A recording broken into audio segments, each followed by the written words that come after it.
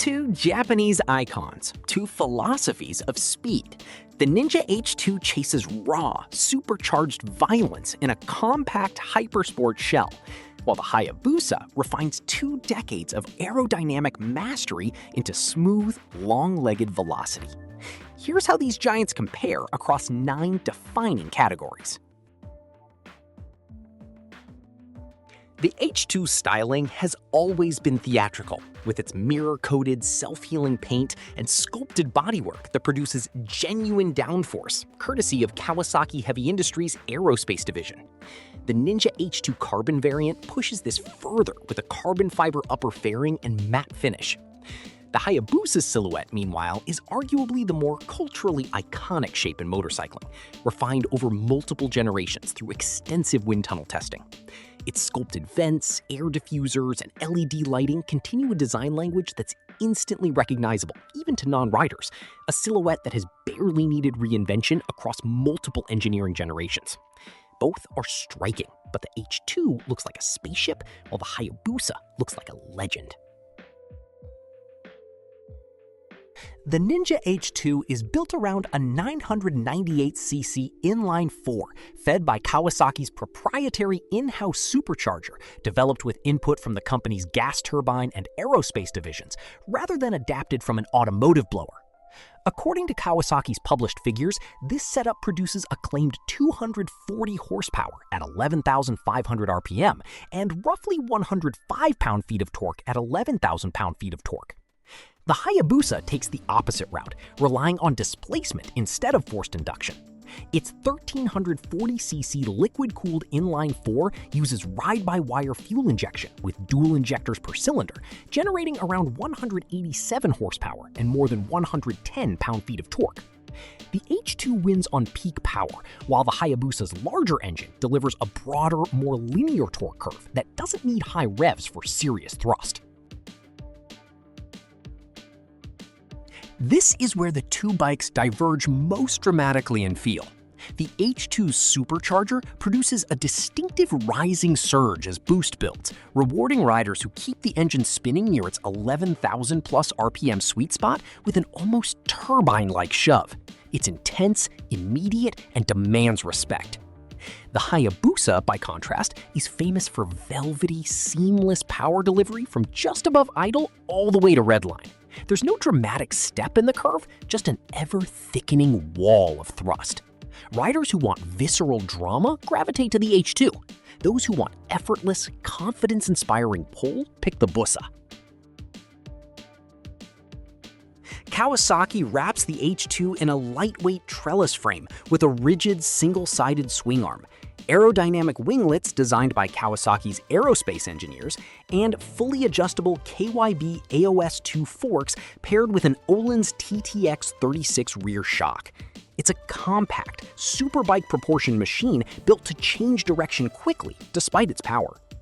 The Hayabusa uses a twin-spar aluminum frame with a KYB inverted fork and a link-type rear shock, tuned more for high-speed stability than outright agility. The H2 feels sharper and more eager to flick through corners. The Hayabusa feels planted and unshakable at triple-digit speeds, which has always been its calling card. The H2 pairs Brembo Stylema monoblock calipers with 330mm front discs and a 6-axis Bosch IMU that governs Kawasaki's Kai IBS lean-sensitive ABS, KTRC traction control, engine brake control, cornering management, and launch control. The Hayabusa counters with its own Brembo Stylema hardware, a special 108mm version developed specifically for this bike, using 4-piston calipers that clamp a pair of 320mm full-floating stainless discs up front. At the rear, the Hayabusa relies on a single-piston Nissin caliper biting a 260mm disc, and the whole system is tied into a Bosch-derived IMU running Suzuki's Motion Track ABS with a combined brake system that automatically applies proportional rear brake pressure whenever the front lever is pulled. The H2's front discs are slightly larger at 330mm versus the Hayabusa's 320mm, but both use the same generation of Brembo Stylema caliper technology, so raw stopping power is closer than the spec sheets suggest. Neither bike feels under-equipped, but the H2's electronics package is tuned around managing supercharged power spikes, while the Hayabusa's is tuned for stability control and cornering-aware braking at sustained high speed. Both systems let riders fine-tune throttle response and traction intervention through selectable ride modes, adapting to weather, road surface, or rider confidence. Weight is one area where the H2 pays a real price for its supercharger and reinforced frame.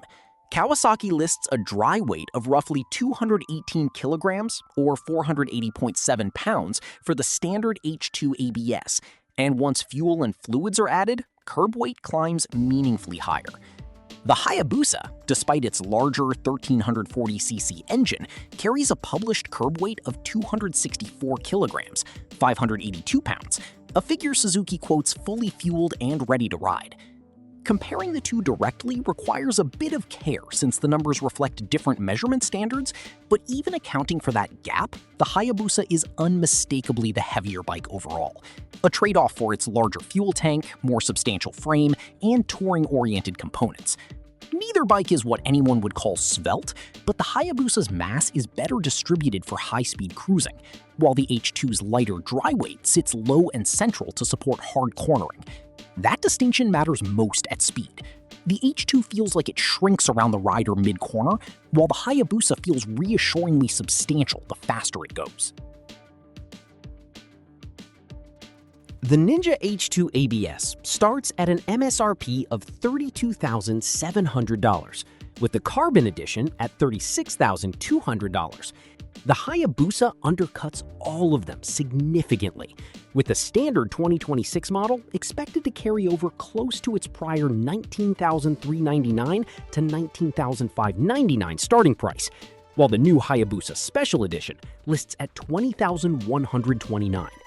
In other words, riders can buy a Hayabusa and still have enough left over for a summer of accessories, while the H2 asks for a genuine luxury bike budget. That price gap alone pushes many buyers toward the Hayabusa camp before they've even thrown a leg over either machine. The Hayabusa was engineered from day one as a machine you could ride across a continent, and that philosophy still shows in 2026. A more upright reach to the bars, better wind protection, and a chassis tuned for highway comfort rather than track lap times. The H2, despite being street legal and road registered, remains a much more committed, aggressive machine, with a riding position and suspension setup that reward track days more than long commutes.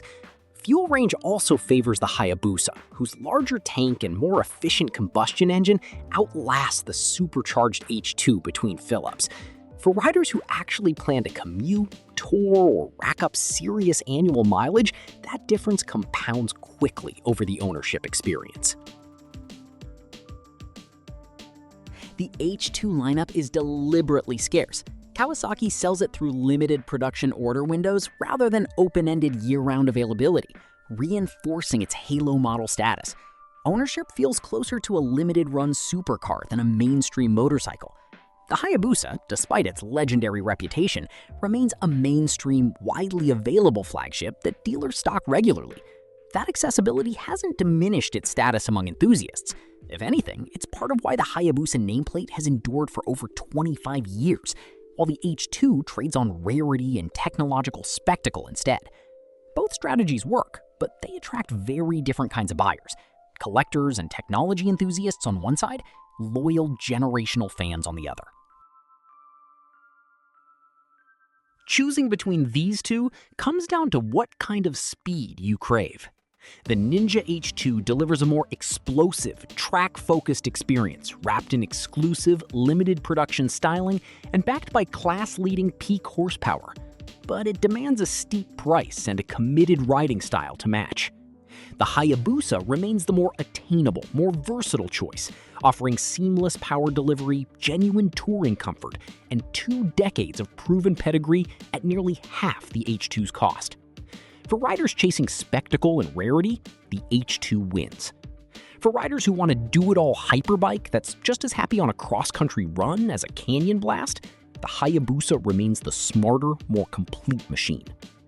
Ultimately, the two bikes aren't really competing for the same buyer, they're competing for the same emotion, delivered through entirely different engineering philosophies, and both succeed brilliantly at what they set out to do.